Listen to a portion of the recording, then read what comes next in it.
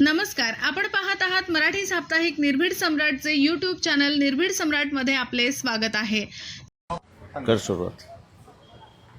स्वागत. वंचित बहुजन आघाडीच्या वतीने आयोजित असलेल्या आजच्या या पत्रकार परिषदेला उपस्थित असलेल्या सर्व पत्रकार बंधू भगिनींचं मी हार्दिक स्वागत करतो आणि सर्वप्रथम पक्षाच्या वतीने भीम जयंतीच्या सर्वांना शुभेच्छा देतो.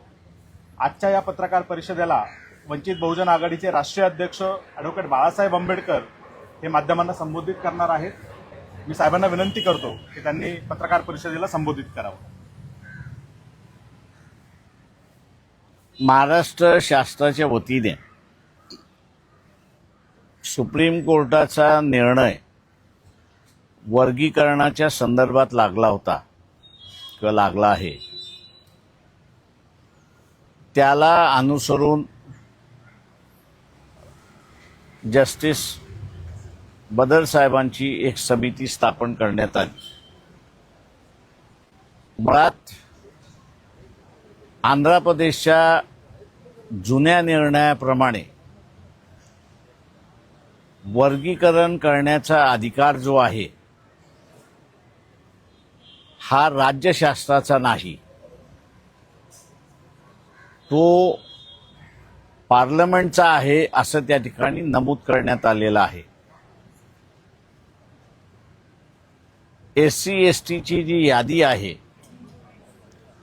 त्या यादीमध्ये काहीही बदल करायचा असेल तर तो अधिकार हा पार्लमेंटला आहे. पण दुर्दैवाने सुप्रीम कोर्टाने तो अधिकार घेतला आणि त्यांनी निर्णय दिला.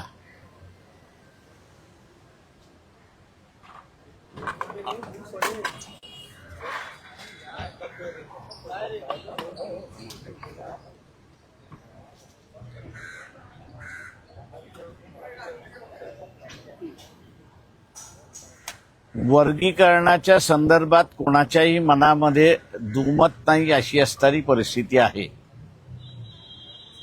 परंतु ते वर्गीकरण कसं झालं पाहिजे, कास्ट वाईज सबकास्ट वाईज झालं पाहिजे की ज्या पद्धतीने JNU सारख्या इन्स्टिट्यूशन्स आहेत की त्या रिझर्व कॅटेगरीमध्ये सुद्धा आणि जनरल कॅटेगरीमध्ये सुद्धा काही प्रिन्सिपल्स पाळून इक्वल डिस्ट्रीब्युशनच्या तत्वावरती ते त्या ठिकाणी राबवतात अशी असणारी परिस्थिती आहे. दुर्दैवाने मी असं म्हणेन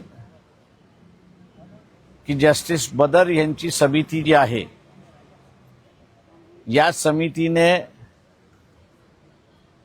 काही एक्सपर्ट्स, संस्था किंवा लोक इन्व्हॉल्व करून घेतलं नाही तर सरसकट त्यांनी 1 2 3 1 2 3 4 5 6 7 8 10 असं डिव्हिजन एक क्लब करून डिव्हिजन करून ते मोकळे झाले. ते डिव्हिजन सायंटिफिक आहे की नाही याचं तपासण्यात आलं नाही अशी असणारी परिस्थिती आहे. मी दुर्दैवाने असं म्हणेन की ज्यावेळेस महाराष्ट्र शासनाकडून कळवण्यात आलं की 17 आणि 18 तारखेला कॅबिनेट सेक्रेटरीच्या अध्यक्षतेखाली 3 जणांची समिती ही बदर ज्युडिशियल कमिटी जी बदर साहेबांची आहे तिला एक्झामिन करेल, त्यावेळेस विरोध व्हायला सुरुवात झाला. याचं कारण की बदर समितीचा अहवाल अजून प्रसिद्ध झाला नाही अशी असणारी परिस्थिती आहे. तेव्हा नेमकं त्या अहवालामध्ये काय आहे, उडत उडत जी काही माहिती आलेली आहे त्याच्याचवरती वर्तमानपत्रामध्ये घातल्या जाते अशी असणारी परिस्थिती आहे. आणि त्यामुळे एक प्रचंड मोठा असणारा असंतोष निर्माण झालाय. आणि या असंतोषाला लक्षात घेता कालच शासनाने जी काही समिती 17-18 तारखेला एक्झामिन करून अहवाल देणार होती तिला 1 महिन्यावरती ढकललंय अशी असणारी परिस्थिती आहे. शासनाला आमच्या असणारी विनंती आहे की बदर कमिटीचा अहवाल हा पहिल्यांदा जाहीर करा. बदर कमिटीच्या कशा रीतीने त्यांनी असणारं विभाजन केलंय याचं त्यांनी असणारं पब्लिश झालं पाहिजे. त्याच्यामध्ये कुठल्या कुठल्या SC आणि ST मध्ये येणाऱ्या ज्या वेगवेगळ्या जाती आणि जमाती आहेत त्याच्यापैकी कुठल्या अधिक मोठ्या प्रमाणात अनरिप्रेझेंटेटिव्ह आहेत याचं तपासलंय का हा त्याच्यातला महत्वाचा भाग आहे. तो जर तपासला नसेल तर फक्त एरिथमेटिकली म्हणजे गणिताच्या जोरावरती हे 4 ह्याच्यात, हे 4 ह्याच्यात, हे 4 ह्याच्यात आणि त्यांच्यामध्ये 13% जर डिव्हिजन केला असेल तर हे सायंटिफिक आहे असं मी त्या ठिकाणी मानत नाही. तेव्हा एका चांगल्या विषयाचा खोबरं हे शासनाने केले अशी असणारी परिस्थिती आहे. तमाम असंतोष जो आहे आज बाबासाहेब आंबेडकरांची जयंती आहे. जनता ही असणाऱ्या जयंती साजऱ्यामध्ये गुंतलेली आहे. एकमेकांना असणाऱ्या जयंतीच्या शुभेच्छा देत आहेत. परंतु जयंती जशी संपली तसा महाराष्ट्रामध्ये आगडोम उसळण्याची शक्यता आहे. महाराष्ट्राच्या अगोदर कर्नाटक राज्याने एक्झॉस्टिव्हली जे पालन केलं ते महाराष्ट्र शासनाने पालन केलं तर असंतोष वाढणार नाही अशी असणारी परिस्थिती आहे. सायंटिफिक रीत्याने जर त्याचं अभ्यास न करता झाला तर पूर्णपणे असंतोष वाढण्याची शक्यता आहे असं मी त्या ठिकाणी मानतोय. तेव्हा शासनाने मी असं मानतोय की जपून पावलं टाकावी.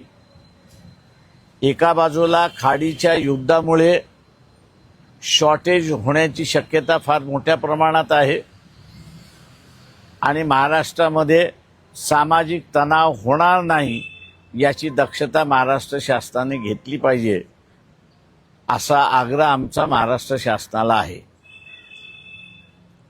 अधिकाऱ्यांच्या वेगवेगळ्या स्तरावरती असणारी चर्चा त्या ठिकाणी चाललेली आहे. मी एवढंच नमूद करू शकतो की जे काही मला बदर रिपोर्टच्या संदर्भातला माहिती मिळालेली आहे तो बदर रिपोर्ट न्याय देण्याच्या ऐवजी ज्यांची प्रगती झाली आहे त्यांना कन्सॉलिडेट करणं आणि उरलेल्यांना बाहेर टाकणं हाच त्याच्यातला मेन मुद्दा त्या ठिकाणी दिसतोय. आणि म्हणून मला असं वाटतंय की हा शासनाने वेगवेगळ्या सायंटिफिक इन्स्टिट्यूशन्स आहेत, टाटासारखे इन्स्टिट्यूशन्स आहे, टाटा सायन्स सारख्या इन्स्टिट्यूशन्स आहेत, त्याच्यानंतर असणारा स्टॅटिस्टिकल स्टडी ऑफ इंडिया म्हणून असणारा गव्हर्नमेंट ऑफ इंडियाचा स्वतः एक संस्था आहेत. अशा संस्थांना कर्नाटक सरकारने इन्व्हॉल्व करून त्याचा एक फॉर्म्युला त्या ठिकाणी उभा केला. माझं असं म्हणणं आहे की आमचा असणारा बदर समितीला विरोध आहे. तो विरोध आमचा कायम राहणार. कारण का सायंटिफिक स्टडी घेऊन तुम्ही असणारा बाहेर पडलं पाहिजे अशी असणारी परिस्थिती आहे. शासन याच्याकडे गांभीर्याने बघेल अशी अपेक्षा आम्ही त्या ठिकाणी बाळगतो.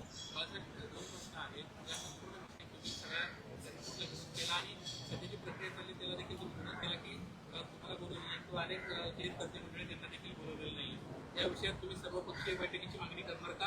आणि जर तुमच्या मनाप्रमाणे या सगळ्या गोष्टी घडत नसतील तर बाळासाहेब आंबेडकर आम्हाला कोर्टामध्ये जाताना दिसतील का? ते मी एक लक्षात घ्या की त्याच्यामध्ये मी जसं म्हटलं बेसिक इश्यूच आहे आणि तो बेसिक इश्यू आता उभा राहिला. तो आतापर्यंत म्हणजे ज्याला आपल्याला म्हणता येईल की आतापर्यंत उभा राहिला नाही. चला सुप्रीम कोर्टाने दिला निर्णय मान्य करा म्हणून अशी एक भावना झाली होती. हा सायंटिफिक न केल्यामुळे आता बेसिक प्रश्न उपस्थित राहणार आहे. संविधानच असं म्हणतंय की SC STच्या यादीमध्ये हा बदल करायचा असेल तर तो बदल फक्त पार्लमेंटच करू शकतंय, उरलेलं कोणीच त्या ठिकाणी करू शकत नाही. हा बेसिक मुद्दा म्हणजे ज्याला म्हणता येईल आपल्याला की लोकांनी सोडून दिलेला मुद्दा हा पुन्हा मुद्दा असताना उपस्थित झाला असं मी त्या ठिकाणी मानतोय. आणि चांगल्या कामाला असताना शासनानेच खो घातला अशी असणारी परिस्थिती आहे. पण आता जी कमिटी आहे त्या कमिटीला 1 महिन्याचं अजून एक्सटेन्शन देण्यात आलेलं आहे असं तुम्ही म्हणताय. कुठले असे मुद्दे आहेत जे तुम्ही असं म्हणालात की तुम्हाला काही मुद्दे त्यातले कळले ज्याच्यामध्ये अडचण असल्याचं तुम्हाला दिसून येतं की त्या अयोग्य पद्धतीने असे कुठले मुद्दे एक लक्षात घ्या की तुम्ही जे अबकडद केलं आणि त्या अबकर्ड केल्यानंतर ज्यांचा तुम्ही त्या ह्याच्यामध्ये समावेश केलेला आहे त्या समावेशचं प्रिन्सिपल काय,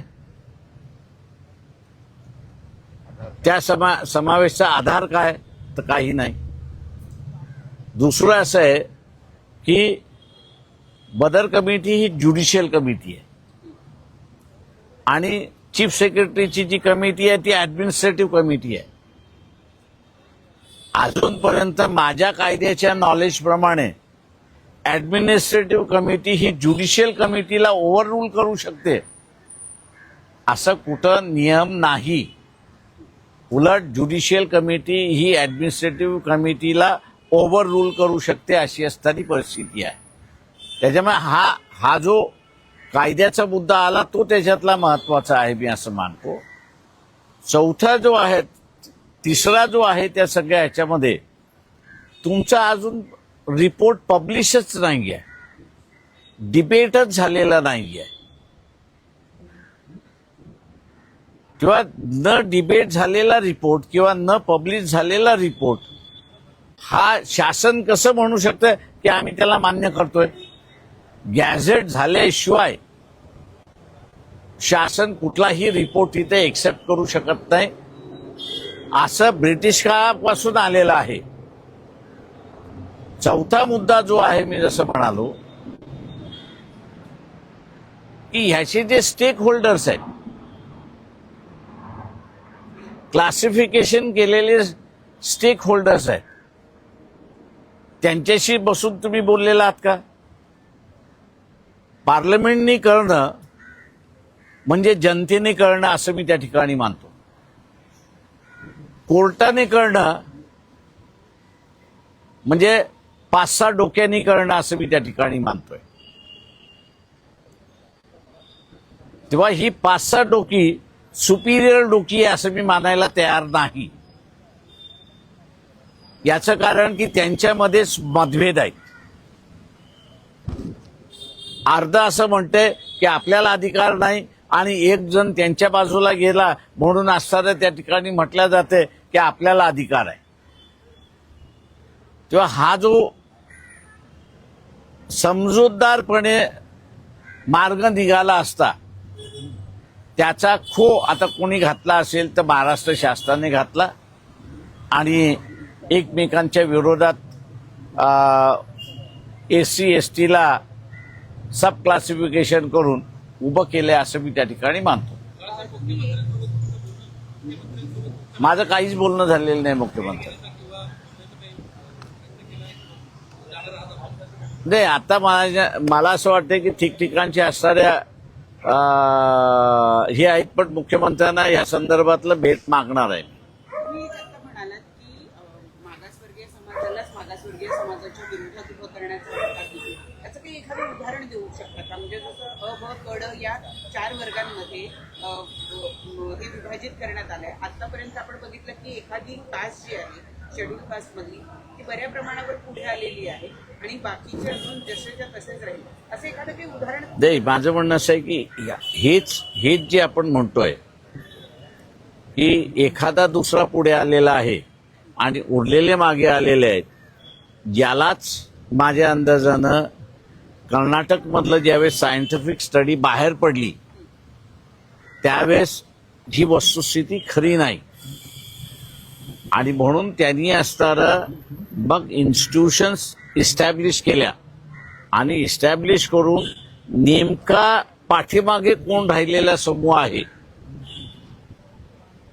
याचा त्यांनी स्टडी केला आणि त्याच्यानंतर त्याच्यापेक्षा प्रोग्रेसिव्ह कोण झालं त्याला असं त्याच्यापेक्षा प्रोग्रेसिव्ह कोण झालं त्यांनी आणि सगळ्यात प्रोग्रेसिव्ह कोण झालं याचं त्यांनी कास्ट वाईज कॅटेगरायझेशन नाही केलं.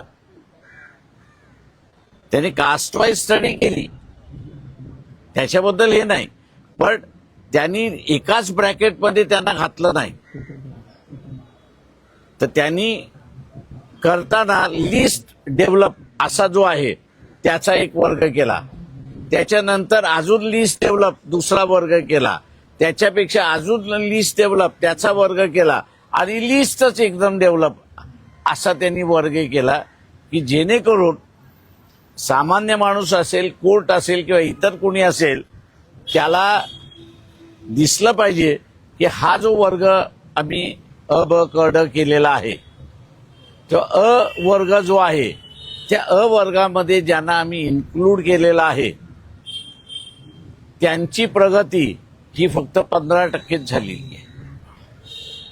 ब मध्ये आम्ही जो केलेला आहे त्याची असणारी 30% झालेली आहे.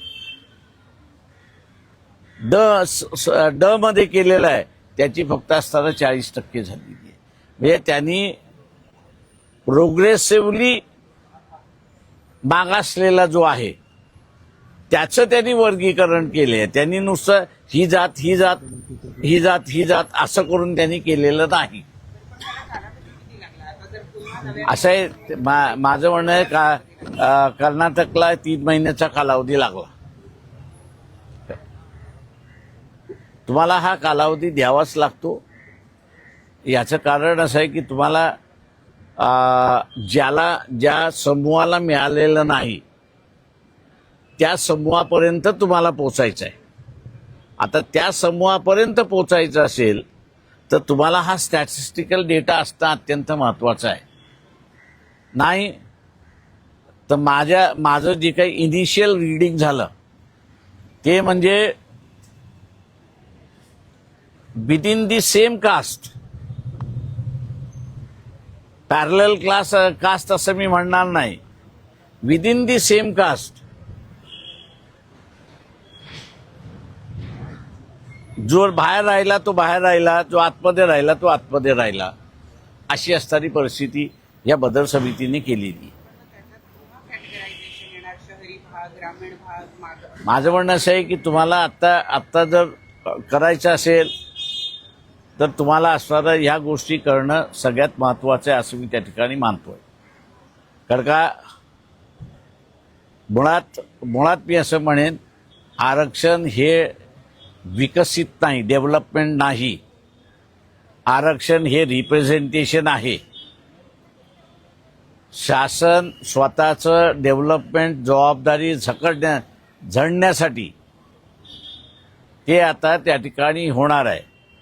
शासनाच्या ह्या धोरणामुळे आता असणारं एक नवीन वाद जो सुरुवात होईल तो मी आपल्याला असं सांगतो की त्याची चर्चा सुरुवात झालेली आहे की जे प्रिन्सिपल तुम्ही असणारा SC आणि ST ला लावलेला आहे आणि OBC ला लावलेला आहे की जो प्रगत झाला त्याला बाहेर काढा,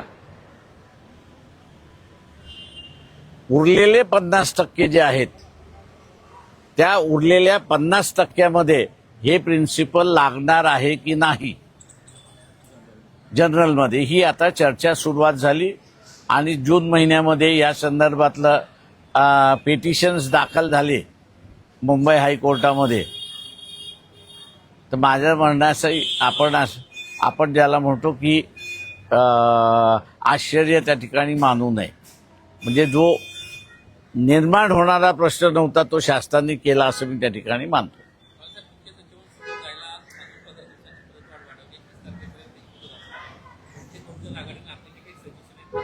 आम्ही ह्या समितीला विचारत नाही.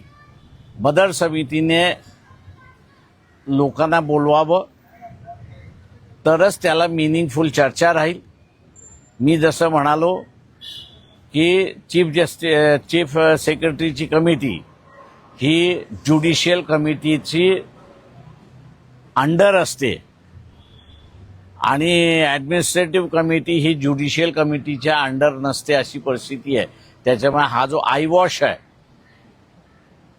त्याला आम्ही असणारं भीक घालत नाही. सर, सर्वपक्षीय आंबेडकरी नेत्यांना एकत्र याल या विषयी तुम्ही आवाहन कराल? राहिले कोण शिल्लक राजा माझ्याशिवाय? सगळे एक तर घरी बसलेले आहेत, नाही तर अल्ला प्यारे झालेले आहेत. ऍक्च्युली प्रश्न हाच होता की आज नेमकी जयंती आम्ही आज जयंतीच्या दिवशी मी हा घेतला. याचं कारण सांगतो की जे काही मला वेगवेगळ्या SC वर्गातून असणारं जे काही रिपोर्ट्स यायला लागलेत ते म्हटलं जयंती होऊन जाऊ द्या, मग आम्ही बघतो. तेव्हा जयंतीच्याच दिवशी मला ही प्रेस कॉन्फरन्स घ्यावी लागली आणि उद्रेक होऊ नये या दृष्टीने मला त्याच्यामध्ये लक्ष घालायचं आहे. आणखी एक महत्त्वाचा मुद्दा, पुण्यामध्ये समाज कल्याण विभागाच्या वतीने एक कार्यक्रम करण्यात आलेला होता. त्या कार्यक्रमामध्ये माओवाद्यांच्या संदर्भात एका गाण्यावर नृत्य केलं गेलं. हिडमा, माओवादी हिडमा, त्याचं गाणं होतं, त्याच्यावर नृत्य सादर केलं गेलं आणि त्याच्यामुळे सरकारी कार्यक्रमामध्ये अशा पद्धतीनं नक्षलवादाचा उदो केला गेल्यामुळे नवीनच वाद निर्माण झाला. माझ्या अंदाजाने इथला असणारा नक्षलवाद कायदेशीर बॅन आहे का? मी अजून तरी कायदेशीर नक्षलवाद बॅन झालाय असं कुठेच वाचलेलं नाहीये. त्याच्यामुळे जे बॅन नाही ते मोकळं आहे. म्हणजे हे विद्यार्थी पण गडचिरोलीचे होते. ते मुळात माझं म्हणणं असं आहे की शहरी भागातला माणूस अत्यंत मूर्ख आहे, अत्यंत मूर्ख आहे तो, आणि म्हणून त्याला असणारा नक्षलवाद का पनपला याची त्याला जाणीवच नाही. शहरातलं येणारं पाणी, शहरामधल्या फॅक्टरीना येणारं रॉ मटेरियल आणि इथला असणारं पर्यावरण, या तिन्हीचं जतन कोण करत असेल तर तो ट्रायबल झोन जे आहे ते ट्रायबल झोन त्याला असणारं हे करतात. मी इथल्या असणाऱ्या सर्व मध्यमवर्गीयांना म्हणणार आहे की तुम्ही 5th शेड्यूल आणि 6th शेड्यूल संविधानाचं वाचा. ते वाचल्याशिवाय तुम्हाला असणारं ह्या देशामध्ये उग्रवादी का निर्माण झाले याचं तुम्हाला कळणारच नाही. 5th शेड्यूल आणि 6th शेड्यूल याच्याप्रमाणे ज्याला ट्रायबल झोन्स आपण म्हटलेलं आहे त्या ट्रायबल झोनमध्ये कुठल्याही मुख्यमंत्र्याचा अधिकार चालत नाही. त्यांचं स्वतःचं असणारं काउन्सिल हे उभं करावं लागतं आणि हे सगळे एरिया डायरेक्टली प्रेसिडेंट ऑफ इंडियाच्या रूल खाली आहेत. मी मुद्दामून असणारा मूर्ख हा शब्द वापरलेला नाही, जाणीवपूर्वक वापरलेला आहे. आदिवासी इलाका हा ब्रिटिशांच्या ताब्यातही नव्हता. त्यांनी बाहेरच्या बाजूने असणारा विळखा घालून त्याला असणारा आतमध्ये ठेवण्यात आलं होतं आणि त्याचं राज्य चाललेलं होतं. संविधानाने ही भावना लक्षात घेत ट्रायबल झोन्स तयार केले आणि त्या ट्रायबल झोनचं पूर्ण जबाबदारी ही ट्रायबलवरती दिलेली आहे आणि ती जबाबदारी डायरेक्ट प्रेसिडेंट ऑफ इंडियाच्या रूल खाली आहे. कुठल्या राज्यामध्ये झालेलं आहे? तर कुठल्याही राज्यामध्ये हे इस्टॅब्लिश केलेलं नाही. आणि म्हणून तिथला असणारा आदिवासी हा आमचं राज्य जे आहे त्या आमच्या राज्यावरती असणारं तुमचं राज्य का हे तो विचारतोय आणि तो लढतोय. आता त्याला तुम्ही नक्षलवादी म्हणा, काही म्हणा, काही म्हणा.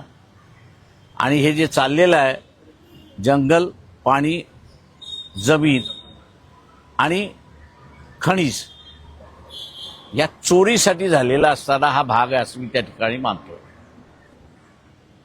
आज तुमचं सगळं uranium, iron ore, copper, bauxite हे सगळे हे आदिवासी झोनमध्ये आहेत. म्हणजे मी नेहमी म्हणतो की जे मुस्लिम कंट्रीजकडे तेल आहे आणि ख्रिश्चन कंट्रीजकडे टेक्नॉलॉजी आहे.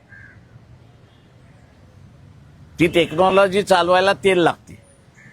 त्याच्यामुळे तेलाचं एक्सप्लॉयटेशन झालं पाहिजे म्हणजे स्वस्त मिळेल. भारतामध्ये सगळी खनिजं ही आदिवासी भागामध्ये आहेत. ती स्वस्त आपल्याला मिळाली पाहिजे म्हणून आदिवासी उद्ध्वस्त करा हे धोरण आहे. म्हणून म्हटलं की इथल्या मिडल क्लासने या गोष्टी वाचल्या पाहिजेत, समजून घेतल्या पाहिजेत. आणि उगीच अमित शहा म्हणतोय म्हणून असणारं मूर्खासारखं त्याच्यावरती विश्वास ठेवू नये. थँक्यू.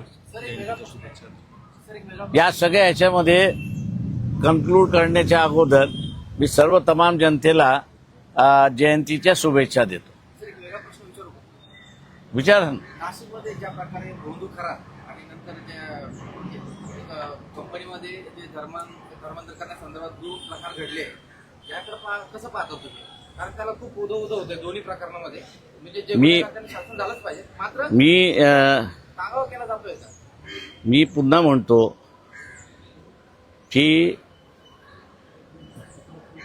जुने भोंदू गिरी करून जगणारे आणि आत्ता नव्यानं भोंदू करून जगणारे यांच्यामध्ये जमीन आसमानाचा फरक आहे.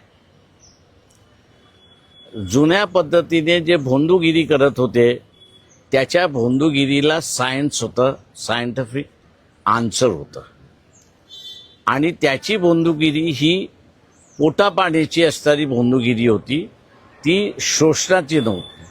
आत्ताचे असणारे जे भोंदूगिरी आहेत हे शारीरिक शोषणाचं, पैशाचं लुटण्याचं ठिकाण फार मोठ्या प्रमाणात झालेलं आहे. दुर्दैवाने आपल्या इथे सायंटिफिक कम्युनिटी असं जर मी म्हटलं तर जुनी भोंदूगिरी करणारी कमिटी होती असं मी त्या ठिकाणी मानतो. म्हणजे आजही माझं चॅलेंज आहे की कोणीही अग्नीवरती चालून दाखवावं. पण जुना भोंदूगिरी ज्याला आपण म्हणतो त्याला तुम्ही सांगा, तो आजही तुम्हाला अग्नीवरनं चालून दाखवतो.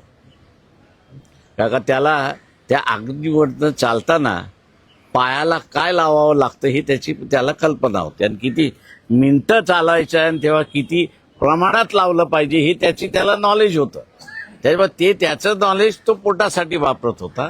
आत्ताचे जे भोंदू आहेत ते शारीरिक शोषणासाठी आणि लुटारूपणासाठी निर्माण झालेले आहेत. अशी परिस्थिती आहे. सर तो दुसरा प्रश्न मला कंपनी प्रायव्हेट कंपनीमध्ये धर्मांतरासाठी प्रयत्न केला का महिलांचं शोषण केलं गेलं हा जो मुद्दा हा देश लेवलपर्यंत गाजलेला आहे. याकडे कसं पाहतो? आता तुम्हीच मांडलेलं आहे, काय मांडणार मी अजून त्याच्यामध्ये? मुंबईच्या कोरेगावमध्ये 11 एप्रिलला एक म्युझिक कॉन्सर्ट झाला. तिथे मोठ्या प्रमाणात तरुणाई होती आणि ते ड्रग्सचं सेवन मोठ्या प्रमाणात झालं. मात्र ओव्हरडोस झाल्यामुळे 2 तरुणांचा या सगळ्यामध्ये जीव गेलेला आहे. तर काही तरुण जे आहेत रुग्णालयामध्ये सध्या उपचार घेत आहेत. कसं पाहता याकडे? ड्रग्सच्या प्रकरणामध्ये मोठ्या प्रमाणात हे सगळे वाढत चाललेले प्रकार आहेत. पोर्टबंदर, गुजरातमधलं पोर्टबंदर जे आहे एक 3 ते 4 वर्षापूर्वी बातमी आली होती की 18,000 कोटीचा असणारं ड्रग्स पकडण्यात आला होता. तो कोणाचा आहे? त्याच्या संदर्भात कोणालाच माहिती नाही. ते सरकारचं आहे की सरकारमधल्या कुठल्या मंत्र्याचा आहे किंवा इथले असणारे जे काही ड्रग लॉर्ड्स आहेत त्यांचा आहे, कोणालाच माहित नाही.